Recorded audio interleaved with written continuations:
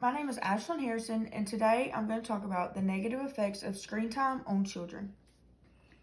OSF Healthcare says that children between the ages of 8 and 10 spend around 6 hours a day on screens, whether it's a phone, a tablet, or a TV. Unregulated screen time can be detrimental to children. Today I want to talk about the main negative effects of screen time, how we can limit screen time, and some of the alternatives to screen time. Some of the negative effects is that it keeps children from being active, whether it's being active inside or outside. If children are behind a screen, they're usually sitting down, laying down, and that's keeping them from being active. It also has negative effects on the sensory motor development, which is them learning how to use their hands and control their bodies. Also negative effects on executive functioning, which is them learning how to make decisions and problem solve. And it also has negative effects on their academic outcomes, which is how well they perform in a classroom or in a structured environment. It can also cause behavioral problems and violence. I want to talk about how we can limit screen time. One of the biggest things is setting limits to their screen time. So a lot of phones, tablets, and TVs now have options where you can turn it off at a certain point or regulate what they watch and how long they watch it. One thing that I would recommend with young children is setting a visual timer. However long you want it to be, this just allows them to see how much time they have, and they can become able to prepare themselves to get off of their screens. I've also seen people on social media use what they call screen time passes. You have 2 or 3 a day for a designated amount of time, and the child can decide when they want to use those and how much time they want to use them for. So now I'm going to show this video. It is a link in the PowerPoint, but for here I'm just going to go to it to make it easier.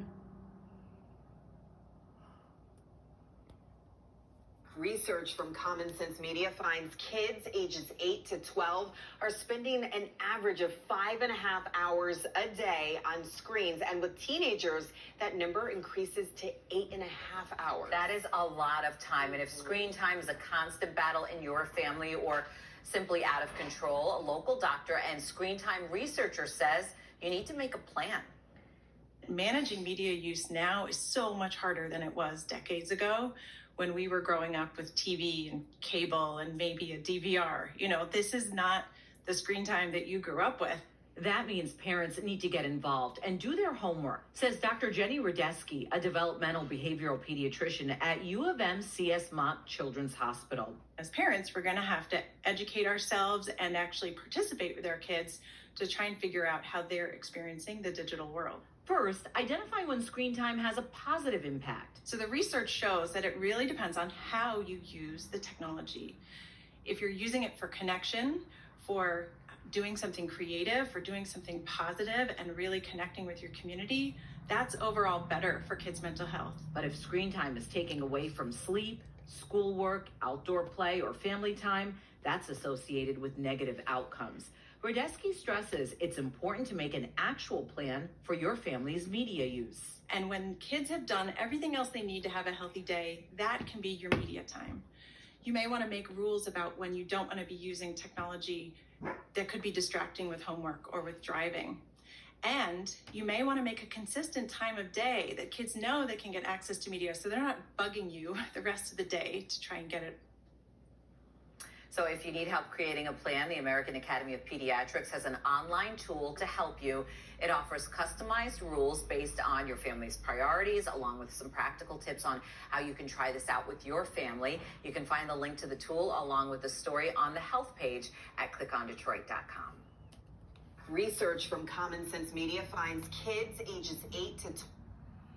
So that video just talks about some of the differences between what we see screen time as now and how we saw it a few years ago from either our parents or what we saw.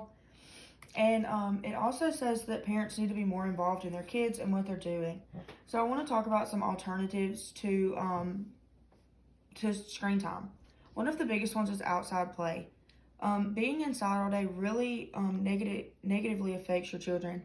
Just sending them outside for a few hours, 30 minutes a day, whatever it is, will really help them. They can get some good vitamin D, and it allows them to run some energy out. Another thing is having crafts or what people call sensory play ready inside for them. Having something interactive for them to keep them occupied and kind of work their minds a little bit really helps children. So I want to talk a little bit about the opposing viewpoint.